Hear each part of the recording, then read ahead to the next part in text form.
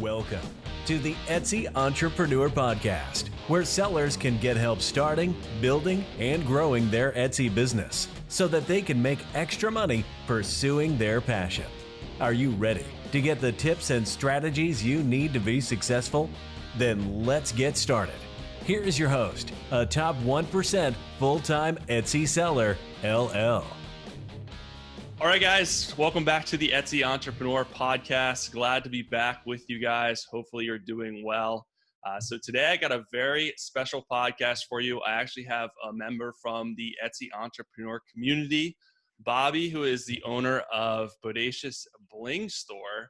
So we're going to dive into some Etsy stuff, talk about everything Etsy, learn about Bobbie's background, and hopefully give her some tips to set her business up for success going forward. So super excited to have you here, Bobbie. Thanks for being brave enough to jump in here with me and join me. A lot of people aren't as brave as you to hop on camera and put their business out there. So okay. So I'm glad to have you here and talk about your Etsy business and your journey so far. So really kind of, I really enjoy Etsy and the people that sell on Etsy just because the backgrounds and, the community of Etsy itself are a really diverse community of people, just learning how they've gotten started with their Etsy journey, learning all the different things that they sell, and super creative, talented people from all kind of walks of life and all, everything in the brothers out there as far as Etsy and the types of things that people create. But kind of what's your background as far as, what did you do before? And then why did you decide to get started, with Etsy specifically? Before I was like in the secretarial world and accounting, and I worked in that for about 20 years. And then I had this hobby with jewelry. And I lived in Arizona for a while and did a lot of Indian seed beading. And then from there, I did the seed beading with NASCAR and did the NASCAR earrings, had the number in the center in a different color and then the color of the car in beads around it. So I did that for about 4 or 5 years.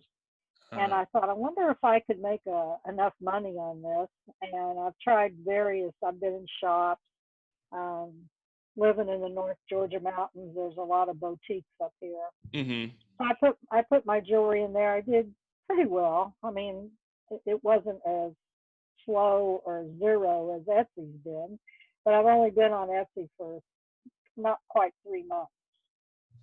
So if I could just have a few sales and boost my ego a little, I guess that's what we all want. So I tried Etsy. I have a website. My website's on Etsy. I haven't sold anything off of either one. I've sold to other people that know that I'm selling. Gotcha. So. Okay. Yeah, that's interesting that you started with doing NASCAR jewelry and stuff like that. You who's your number one driver? Well, he retired, 24. Oh, that was my guy too. Awesome. Yeah. You just never know. A lot of people say Earnhardt, and then if I say Gordon, they're like, boo. So. Yeah. Right. So yeah, it's a little weird now that he's an announcer. So. But yeah, he's a good announcer. But yeah, the sport has changed so much. But it has. But that's definitely pretty interesting as far as doing jewelry and stuff based on it. So fans are definitely really gung ho. So any sports stuff like that is they're really gung ho about it. So and the tough thing too when you do stuff like that, if you try to bring that online, a lot of that then you got to deal with the trademarking stuff. And right. you just it's really hard, because you got to license that stuff. So a lot of people make that mistake when they're starting Etsy, even though they are creating, by their own hands, their own creative products. If it is a product that is out there that's trademarked, and then you can get dinged on Etsy for it, or really anywhere. You'll get eventually you'll probably get a cease and desist letter, and then you'll have to stop selling it. or then you'll have to, you'll face a lawsuit. But most of the time, people just decide to stop selling it. So it kind of stinks Yeah. because it is, it takes away some of the creativity that people have. But you just got to try to find your own niche, your own path, and you can leverage like you did, where you're leveraging it now to do jewelry. You learned to do, that was your hobby, and you did it specifically for NASCAR and stuff like that. But now you're leveraging it to do it to just your own kind of type of jewelry, and it's, you don't have to worry about the trademarking and licensing and stuff like that. So that's pretty cool. And I mentioned do you still sell in boutiques and stuff, or not so much anymore? Not so much. Not since COVID-19, because they Yeah. all shut down pretty much. Yeah. No, I don't have anything in the boutique now at all. Yeah. And that's a good point too. It's like that's why online is so good, because stuff like that happens, whether the boutique closes or you have some crazy thing like COVID. Then if that's your primary revenue stream or your primary business, then you're really kind of stuck. So it's good now more than ever to start your online journey and kind of start leveraging and learning to sell online, whether it be, sometimes it's not as fast as you like, obviously. We're going to work on that. Right. Okay. I always tell people it's a marathon. It's a marathon, not a sprint. And you really got to get your mindset right. But if you're willing to take the leap and continue and willing to understand that you're in it for the long term, then that's when you really can start to make some big strides in your business. But I think it's super smart that you're leveraging to online now. And I've done, I've sold, my clothing in boutiques and stuff like that. But now that revenue stream is not there anymore. So I'm thankful that I started primarily, the majority of my selling is online, and I've really stuck to that, because a lot of times people make the mistake, you're starting online, it's not going real well. So then you just start grinding it out and putting your stuff all over the place in boutiques, and you do all these craft shows, which you're probably aware, craft shows are a lot of work. I've done a couple, not necessarily craft shows per se, but like markets and stuff like that, which Yes. you can make good money, but it's kind of a crapshoot with traffic. You don't know how much foot traffic necessarily is going to come in. And one year, 1 month you may do well, and then the next month it may be maybe not so well. And then you got to set all your stuff up and then break it all down. And so it's Yeah. you can make money that way. And in the future, hopefully people will be able to have that extra stream of revenue again. But I think it's super smart to really have that online foundation like you're doing. So that's good. So you kind of talked, so you've been open for about 5 months, right? 3. 3? Oh, you're just a baby. You're a baby Etsy seller. So that's good. That's a good thing. I didn't get my first sale until 3 months in. It was like 3 or 4 months. I was like, I started and just to kind of see, because I sold a lot on eBay. When I started, I've been selling online for about 20 years as a side hustle. I never did I think I'd be able to do it full time and step away from my corporate job, but that's kind of what happened. But I was at the same place you were, just starting out, a baby. I didn't really know what the heck I was doing on Etsy, just throwing a couple of ideas out there. My primary shop is graphic t-shirts, but I've sold furniture, I've sold art, I've sold all kinds of different things on Etsy with different shops. But yeah, it was like 3 or 4 months. I finally got my first sale, and I was like, woo! I was like, people do shop on Etsy, I was like, oh, it's not. I don't want to say a scam, but I was like, people do shop on there. So, and Etsy is growing exponentially, and sales are picking up, especially now. So again, I think it's smart to kind of figure that out. And the nice thing is you're not going to be, you don't have to necessarily do Etsy forever. You can leverage, once you learn the online process and stuff like that, you can leverage that with your own website and other sales channels as well. But the amount of traffic that Etsy gets, I think it's smart to leverage that, especially starting out. We just got to work to capture some of that traffic. So what do you think is really, well, let's kind of backtrack a little bit. What ultimate goals do you see yourself? So let's just talk with Etsy specifically, in the next year to couple of years. So what specific goals do you have for yourself and your Etsy You business? mean dollar wise?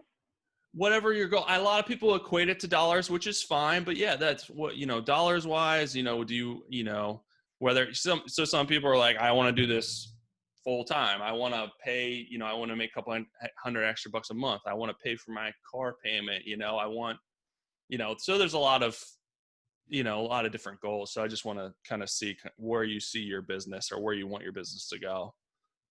Well, I'm on Social Security, and not a very big Social Security amount do I get each month.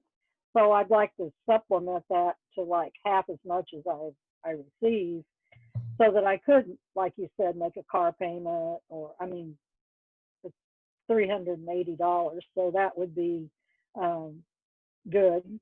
I'd like to see traffic come in to where I could produce my jewelry and keep up with the pieces that go out, and I can put new pieces in. Gotcha. So you make money as well as being able to reinvest and grow in your business. Right. Yeah. That's always a good goal too. And I'm glad you brought that up, because that's a mistake that a lot of new sellers make too, is they start and maybe they start getting some sales that roll in, but they don't reinvest any of that money. They just take from the business and they don't reinvest back into it. So I think that's a good thing for listeners to hear too, is, have an idea of a couple, normally it's good to have a business bank account just to separate your money, but in order to set some of that money aside to reinvest back in your business, because you will be able to continue to grow that way, whether it's new equipment, additional products, more inventory. Right. You don't necessarily have to invest all of it. Maybe if you have the freedom to do that and you don't need to take from the business right away, you can just continue to reinvest all that money. And that's how a lot of people don't realize that. That's how a lot of the huge companies, they don't make money. Well, it's because they're taking all of the money that they're making and reinvesting back in the business. So as a small business owner, you have to kind of think that same way too, and reinvest so you can upgrade your stuff. I've upgraded my presses a couple of different times. When I started, I have a screen printing press that I use, and it was super basic. It would fall apart, it would break. And, when you're starting out, it's fine. But then eventually you're like, man, this has taken a lot of time away from me putting back my business, because this press is terrible. So, you buy the next one, and then that one, runs its course, and then you buy the next one. So any business is kind of that way, where you use some of the money to reinvest. But, I wanted to basically pay my car payment, when I started. That was my goal. And, I started fumbling around and making more sales. And then, eventually my goals changed as success changes. So, but it's good to have a starting point and realize it's not going to be overnight, and, have a set goal that you're working towards. And then once you hit that, you can reevaluate and on to the next bigger goal. So, what do you think? So I know a lot of, you haven't had a sale so far, but that's going to change very soon. I can feel it. We're going to get you a sale soon. But what do you think? What do you think is, a lot of it's sales driven, which I understand, because that's the end all be all goal. But what can you point to as a success so far? I know you don't have any sales yet, but we have to point to small wins in order to keep the momentum and keep the motivation of our business going. So what would you say is your success so far for you in your Etsy business? Well, I've had 5 likes, so I know people are looking at my shop. I've changed my SEOs from when I first started to after taking your different classes to now where I understand the SEO. I've gone back twice and changed them. I don't know if that's what drove the likes or not to my shop. And learned about pricing and giving coupons, which I haven't made any sales and I don't know if I really should be giving coupons yet, but I did. I went through and changed that. I've taken all of your classes for your master class, done all the changes that, that were on different weeks. Mm-hmm. So what I'm hearing is you're continuing to move forward, right? I think that's a big Trying. success. Yes, Yeah. you're doing something. You're not, and that's a mistake a lot of sellers make too, is they start their shop, they put up stuff, they don't get any sales, and then they close their shop in a couple of months. Well, you have to realize that you have to be consistent in testing and trying and implementing strategies and learning. We don't immediately know the e-commerce world, the SEO world, when you open a shop. You have to continue to learn. You're not expected to be an expert or know everything, but you have to be committed to taking that journey and continuing to learn and grow. You already make, really nice jewelry, and you have a nice product. That is a big part of the battle. So now we just have to get that in front of more people and get them to, purchase it, obviously. And so that's leads me to the next point, is as far as like what's holding you back in your struggles is just, you feel, obviously no sales and not enough traffic, right? For the most Correct. part. Yeah. Correct. And that's the case with, a lot of sellers on Etsy. You have to work on, getting the traffic. And then from there, we have to work on, conversion techniques. We have to not only get the traffic, but we have to want the customer to buy, entice them to buy. And you can do that through coupon codes. You can do that through shipping incentives, which you're doing. You can do the, free shipping guarantee or shipping incentives. Coupon codes can increase conversions, whether you're doing that on people that favorite your items or people that add items to carts. Favorite items coupon codes aren't working right now for whatever reason. Etsy hasn't gotten back to me on what's going on with that, but the adds to cart do work. So if someone adds a cart and you have a coupon code set up in the marketing tab, it'll send that out to them to entice them to hopefully come back and buy. Now, as far as traffic, we can get there through continuing to optimize your SEO and your shop. But what we want to do before we do that is make sure that everything is polished before we start really working on the traffic part of your shop. So what have you done? So I looked at your shop again this morning, and it looks like we just need to polish some of the things that are in your shop so it looks a little bit more refined. Have you considered, as far as your banner image and a logo, have you considered working on that to try and refine? So it looks like you're with looking at your shop, it's not as cohesive as it could be when you're looking at it. So I would start there. And, I do have a course in the masterclass on creating a banner and logo with Canva. So I don't know if you messed around with that at all or not. I did. Okay. Is it a little bit challenging or? Yeah, it was a lot challenging. Okay. Because another thing that you can do is, I don't know if you've been on Fiverr, FIVERR.com. There's tons and tons of people and designers on there, and you can have a logo created for like $5 from a professional. And that may be a better option for you because it'll be way less time consuming and it's only $5. And so if you give them the dimensions of the logo and of the banner and your name, and just have them create something professional for you, I think that could help. Okay. So it's something, if you don't want to mess with Canva, and a lot of people overthink Canva too, it doesn't have to be complex.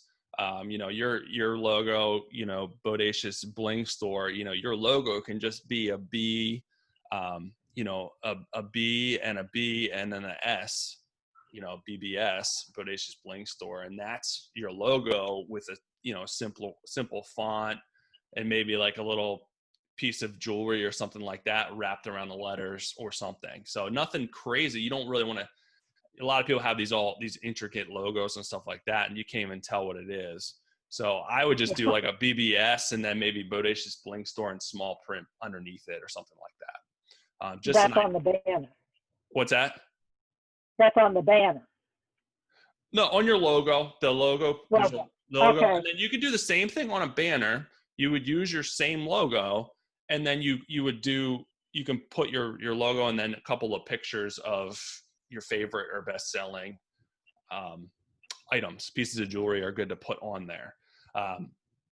So, and banners can be used for that. I usually recommend, if you don't have any sales, what's your favorite pieces. If you do have sales, what are your best sellers? Or if you have seasonal stuff, what's your seasonal stuff, and you can change those in and out for your banner.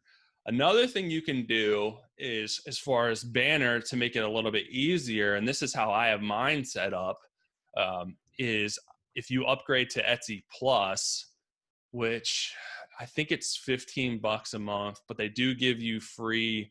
They give you free ad credits, and there's a couple other perks as far as Etsy Plus goes. One of them is you can customize your banner a little bit more easily. You can upload 4 separate pictures, and it puts it in your banner. So it makes it super simple. You don't have to upload one picture and then move in and out as far as pictures go. If you're doing it on Canva and stuff like that, you always got to go back in there and change out your pictures. Where the Etsy Plus just allows you to put 4 pictures in there, and you can move them around, delete them, add new ones really easy. So that's what's that? Excuse me. Do you subscribe to that for every month? Yeah, it's $15 a month. So if it's something down the road, I mean, if you don't want, you may want to invest in, but there's other perks involved in it. You get $5 in Etsy ads credit a month. So really if you take that into account, it's $10 a month. And then you get, listing credits. I think you get $5 in listing credits a month. So really it's $5 if you take into account all the things that they give you, and then you get discounts on certain supplies and stuff like that. So it's a lot cheaper if you take into account what they're giving you. But if you're just starting out, you may not want to do that right away. You may just want to invest that $5 in having someone create a banner image, and then down the road invest in that. But that is an option for you. A lot of people don't realize that Etsy Plus exists. But you can check it out. If you look at that on Etsy, it'll have a breakdown of everything that they give you each month, the discounts and stuff like that. So that's an idea for you as well. The other thing that I want to talk about, as far as some of your pictures go, how are you currently taking your photos? With an iPhone. Okay. Do you have a light box or anything like that? Yes, I do. Okay. Because some of the photos are not as clear as some of the other ones. So I would work on making sure that there's some consistency there. And it's a struggle. Trust me. I have a couple other members in the community that are really struggling with some of their photos right now. And one of the ladies does sell jewelry as well. And it's the same issue. You have to really work on getting the lighting right and the background right. Otherwise it looks blurry or it takes away from the image. I would recommend trying to do a white background or a light gray background. She was actually having trouble with a white background. It was reflecting, and it was actually taking away from some of the features of the image. So maybe like a light gray. One thing you can do is, I would recommend when you're taking your pictures to lay them on the surface. A lot of people that try hanging them and stuff, if there's nothing behind them, it creates shadows. It does, yeah. So one thing you can do is take your items, and I even do this with my clothing, as I lay them literally on the ground. You wouldn't lay them on the ground. Obviously, you'd lay them on the bottom of your light box and take the photo from above, and it helps eliminate shadows. But though, if you have a white, try it with a white bottom, because there is a lot of people that sell jewelry on Etsy, if you've looked, that do have the white backgrounds, and they look really good. But it is a little bit more challenging to get it right.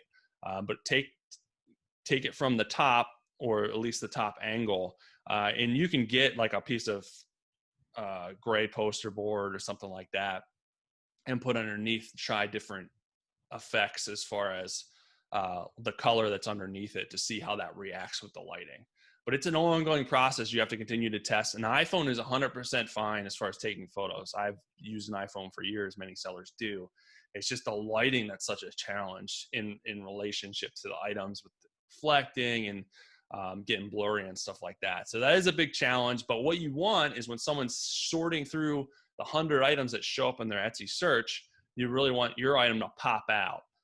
So a lot of people make the mistake if the item isn't clear or it's not close up enough, if it's far away, that's a mistake. Or if the background's super busy. A lot of people will do like these intricate backgrounds where when you're looking at it quick, you can't even tell what item is there. And remember, when people are searching, they're not looking at it on a big screen. They're looking at it in a little blurb that's running by their feed. So you want to really make sure that it's popped. So a close, detailed, well-lit photo will really pop out. And you can add other stuff too that complements your items, which I think you've done on some of your pictures. You can add stuff that just make sure that it complements it, but doesn't take away. Some people, if they sell like a flower jewelry, piece of flower jewelry, they'll actually put a flower beside the jewelry or something like that complements it. But you don't want it super crazy and intricate where there's all kinds of stuff distracting from the item. So just some tips there, and we can work on that more. I can actually put you in touch with the one other member who I've been working with that does her jewelry too, and kind of maybe she can give you some tips as far as what she's doing. We've been working on because she has like 2 different lighting kits. And I think what she actually did, and we talked about kind of merging the 2 together because the lighting wasn't quite right. She was getting weird reflections and stuff like that. But she's been working on it for like a week now and is really making a lot of really good progress. So but I think we can work on getting some of your pictures. That is probably the most, outside of SEO, pictures are the most important thing.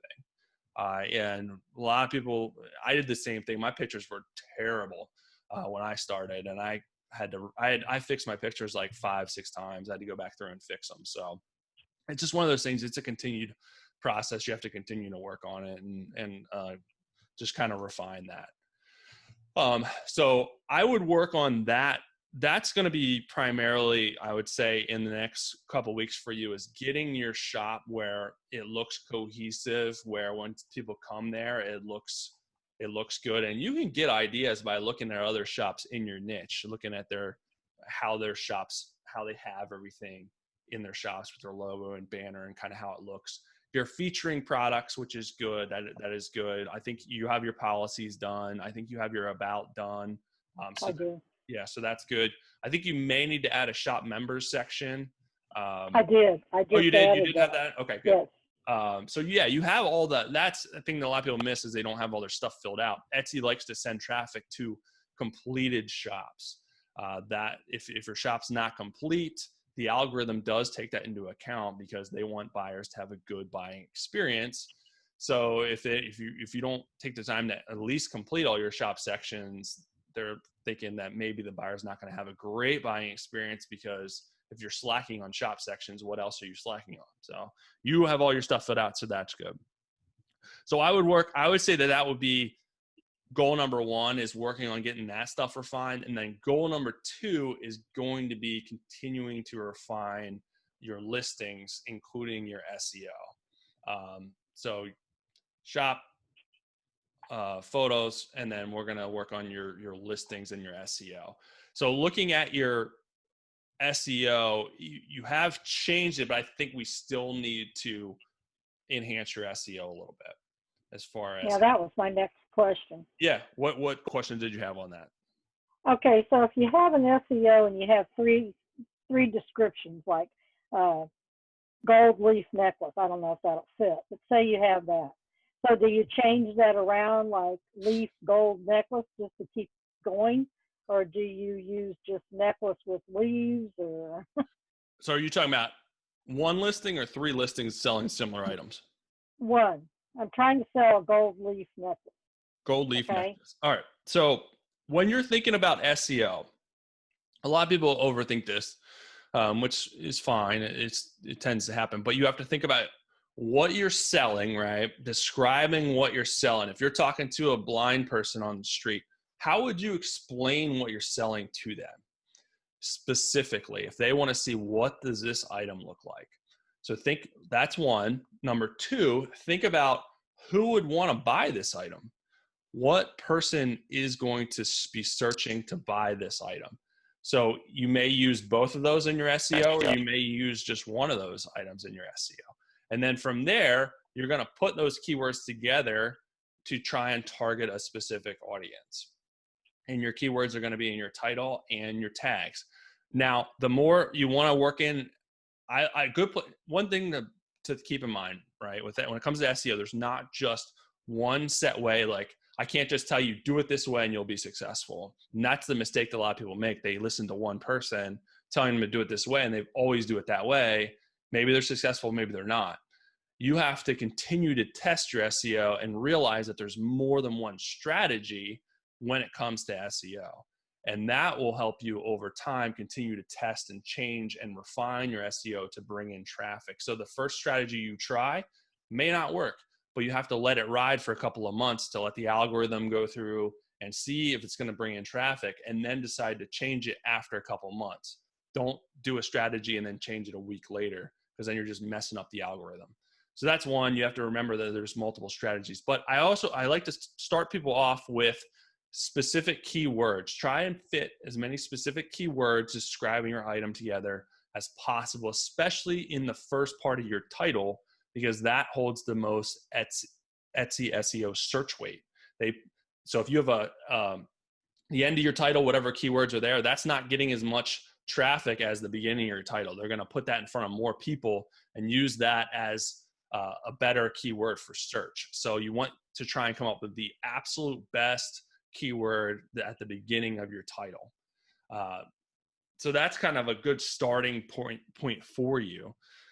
So you said you're selling. Let's brainstorm this one listing, and we can continue to work in the forum with this listing or additional listings if you want to brainstorm. Okay. So you're selling you said gold leaf necklace. Well, actually, it's a green leaf necklace beaded chain. Would you say the first word was Greek? Green. Green. Green leaf, like a leaf, green, Green, green leaf necklace beaded chain. Okay. Green leaf, is it a necklace? Green leaf beaded chain necklace or green leaf necklace? Yes. Okay, green leaf beaded chain. What are the beads? Glass, round. Are they green as well? That's probably stupid. Yes. They're light green and white. Okay, green and white. Okay. What type of leaf is it? It's a large focal leaf, hand painted ceramic. Okay. And but you don't know the type of tree that it's from? No. Okay, that's fine. I'm not trying to trip you up. I'm just No, I know. And what are the beads made out of? Swarovski crystals. See, okay, cool. Wow. Don't ask me to spell that. Okay. Put me on the spot, ask me to spell that. So what you just did there, everything that you just told me, is a fantastic title, right? Okay. Green ceramic leaf oh my God. Okay, Swarovski. Okay. I'm just going to point to you and you say it. Crystal beaded necklace. Now, what type of necklace is it? What's the chain? Beads. Oh, okay. So it's all bead. Okay, good. Right. I got it. So yeah, that is your title. And then from there, I would start with that. I know it's long, but that describes your title. And we don't want to put in keywords that people aren't going to search for. Like people add in keywords in their title, like with this, or with, for, and stuff like that. Don't put the fluff in there. Just describe the item just like you said. So that is, if you were telling somebody that didn't know what it was and couldn't see it, like I can literally picture that necklace and I've never looked at it in my life. So, and anyone that searches for green leaf necklace, Swarovski. Swarovski. Okay. Beaded necklace. It's going to show up hopefully. Or any combination of those things. The algorithm is smart enough to put keywords together. However, I don't like to leave it to chance. I do like to write stuff in a long form and sometimes repeat keywords if it completes what I'm trying to say. So I would put that first in your title. And then I would think of a couple additional keywords that you can throw in your title after that. And you can use a comma or a dash or after that first set, however you want to do it. It doesn't impact performance, whether you're using a comma, a dash that I've seen, and Etsy hasn't said anything about it. I just like to break it up with a comma or a dash. If you use a comma, it makes it easier to copy it down into your tags. Obviously, that keyword is very long, so it's not going to fit into your tags. So you just have to break it up into multiple keywords. So think of another way that you can describe that necklace. And I would do some research, whether you're using the search bar or whether you're using a third-party keyword tool to see other keyword ideas if you can't think of anything that describes that necklace as well. So maybe there's a different name for, maybe you can, because I would hone in maybe on a leaf. Like I'm trying to think, this isn't my niche, but who would be wanting a leaf necklace? Like what would people that like nature like that? So think that way. Cause like I said, kind of to backtrack what I said before, it's not only about describing the item, it's about also trying to think of who it may be for, and you can combine that with keywords as well. If you have a lot of descriptive different keywords, you can just do a complete your title that way. You don't necessarily have to do who it's for, but if you're trying to think of other additional keywords, maybe you want to think about it and put those in the title as well, or in the tags as well. So maybe a nature leaf beaded necklace, or a nature lover necklace, green nature necklace, stuff like that. Because nature is a good keyword. I've used that myself for some of my designs. So you would want to not just put a lot of people make that mistake, just throw in nature. Well, you can't just throw in nature. If someone's searching for nature, it's going to show your necklace. Maybe they don't want a necklace. So add in nature, and then what you want to do is nature beaded necklace, nature leaf necklace. Because like I said before, I don't like to leave the algorithm to chance. Yes, if you put in nature, if you just did that first title and you just threw in nature at the end, yes, the algorithm could pair nature with necklace or other parts of the title, depending on what someone's searching for. But again, it's still an algorithm. It's not perfect. And you're leaving it to chance to put those keywords together. So I like to, even though it may be a little redundant, as long as you're introducing new keywords along with existing keywords, it helps narrow down that audience. So if you're doing nature, green leaf nature necklace, yeah, you're repeating green, you're repeating leaf, you're repeating necklace, but you're adding nature in combination with those. So does that make sense? I kind of dove Yes, it does. Okay. Yes. I dove real deep there. And a lot of keywords you can do and come up with without ever, necessarily doing a ton of research. And that's another mistake people make. They try to find the perfect keyword. And the perfect keyword doesn't necessarily exist. It's more about doing a good job describing your item and putting that in keywords, and then testing it from there. Maybe it works, maybe it doesn't. Maybe you have to mix it up. But you can research some different ideas out there depending on your niche and see kind of what other keywords people are using, and just give you ideas of different ways to describe something, because you're like, you may be beating your head against the wall. How else do I describe this? And then you find something that's super obvious. You're like, oh, well, I didn't even think about it like that.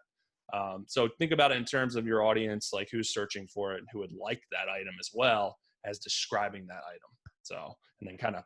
So as one of your ending SEOs, not at the very top, but of your last ones, can you put like a gift for mom or?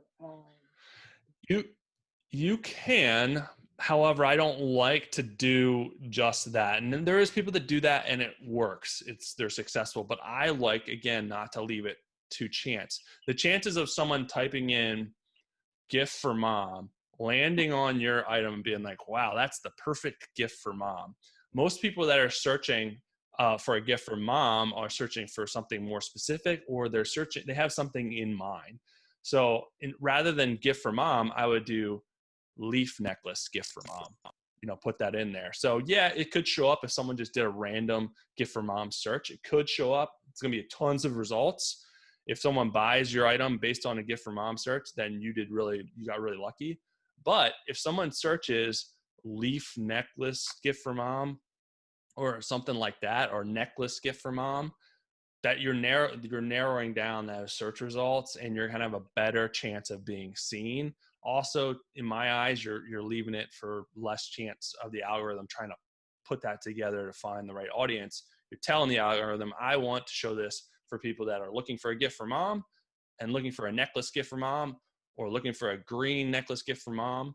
And you're starting to get really specific. So it's narrowing down those search results, but you're also getting in front of an audience that has a lot higher probability of buying the item, if that makes sense. Okay. So it's all about giving yourself enough opportunities and chances to be seen.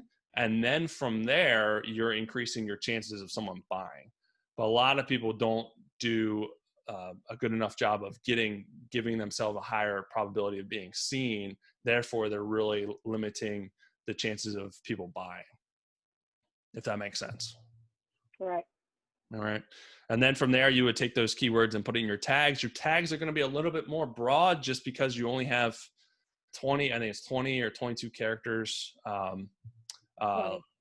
20. Yeah. So I said 22 and something else, and someone was really upset. 20, 22, you'll figure it out when you can't fit it in there. So it's not 2 characters off.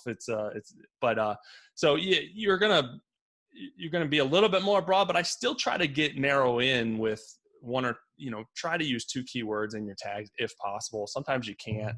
Like, you wouldn't want to just do green as a tag. Do green necklace. Do,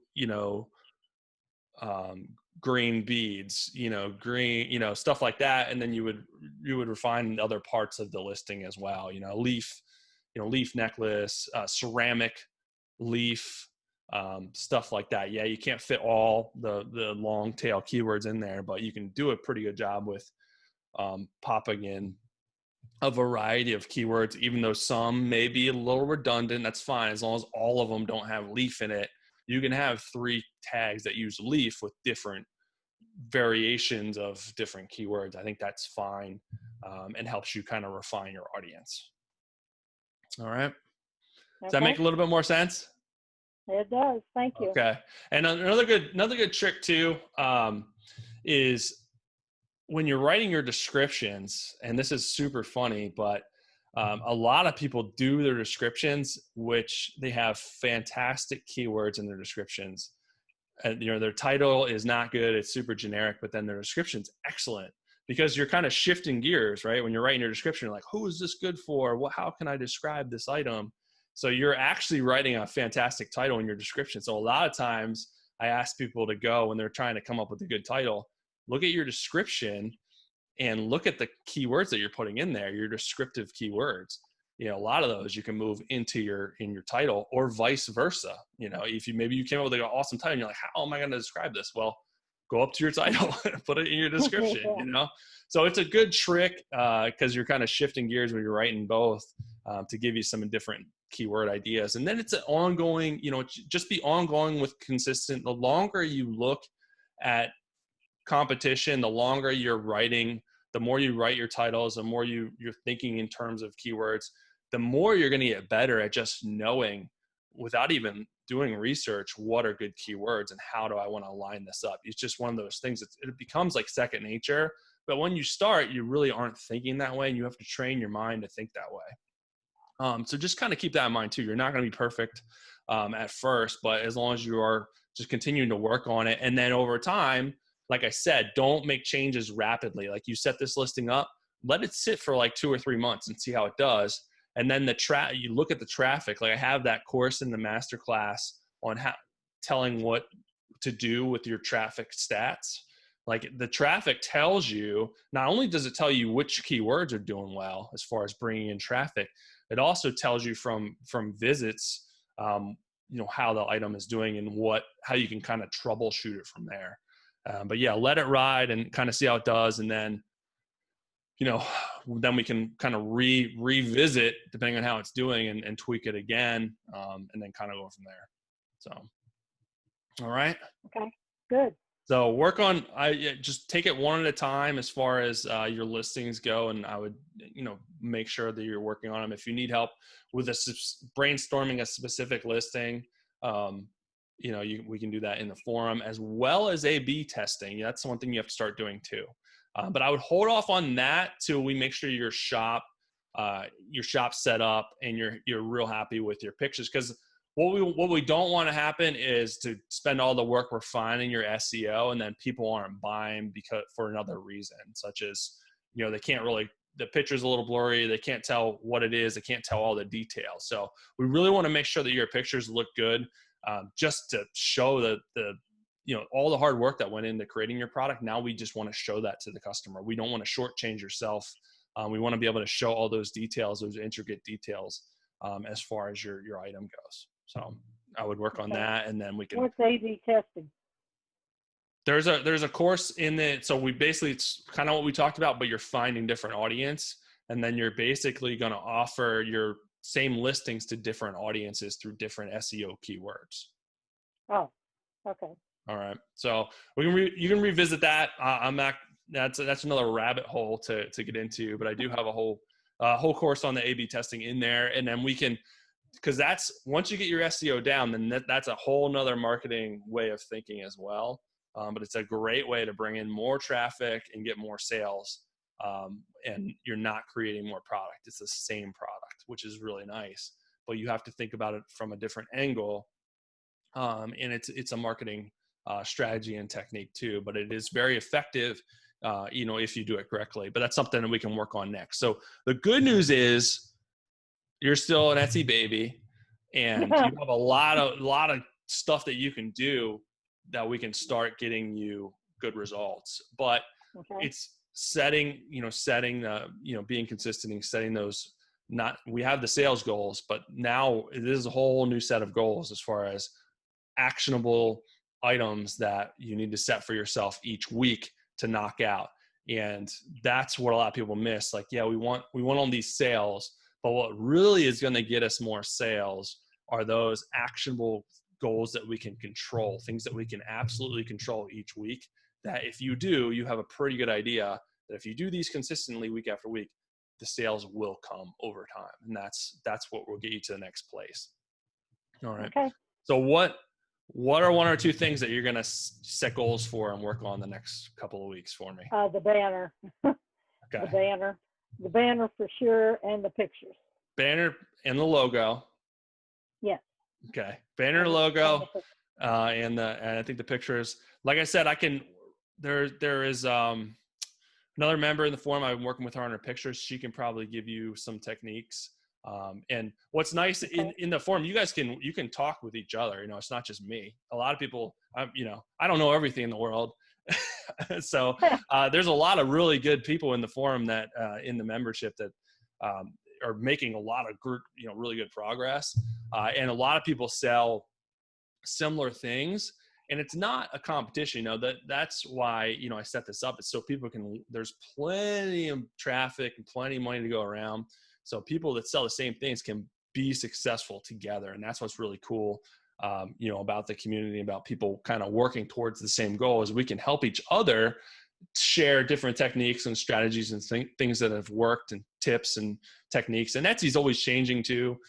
So that's why it's good to kind of share, but you can mention each other and talk with each other in the community as well. So that's really cool. So if you need help as far as any of that stuff, reach out to me and let me know. If you go, if you're trying to do it through Canva, let me know. If you go through Fiverr and you want me to look at who you're looking to possibly hire, you can put that in the forum. I'll look and make sure that they're seems like a good person as well. And then from there, it's just setting up those goals and working on it each week. So. All right. Okay, good deal. All right. Well, I'll check in with you and make sure if you need help, reach out in the forum, but and if you get a sale, you need to let me know because we're going to celebrate Oh, that. I will. The whole world will know. You're going to get one. You sell some nice jewelry. So we just need to work on a couple of things, and you do this stuff each week. The sale will come. Trust me. It absolutely will come. So you're already not giving up. Okay. You're not afraid to try stuff. You're hopping on here, talking to me. So that's awesome. So I know the sale's going to come, but all right, Barbara. Well, it was awesome talking to you today. Okay, I appreciate it. All right, guys, that is all the time we have today. Hopefully you enjoyed that interview with Bobbie and her journey so far and her path to Etsy success and world domination. But if you want help growing, starting, building your Etsy shop, I would love for you to be part of the Etsy Entrepreneur community as well. You can get access for 30 days free via the link below. Get access to the over 25 and growing masterclass courses that are in there, as well as the community help forum to get any question answered anytime you need that help and support, as well as get access to the live member-only coaching calls to get your question answered live, work with me, as well as see and interact with other Etsy sellers in the Etsy Entrepreneur community. So take advantage of that now. Jump in, ask questions, get help. Get your shop optimized and ready for success and start growing your Etsy business today. I would love to see you in there. I would love to work with you and would love to see you on the next live member only group coaching call. Get in now, 30 days free. I'm happy to let you test drive it. I know you'll love it. I know you'll want to stay and be with me for a long time, just like Etsy Entrepreneur members like Bobbie has done to work and grow her business over time. Click the link below, get in now. Hopefully I see you in there soon. Outside of that, have an awesome rest of your day.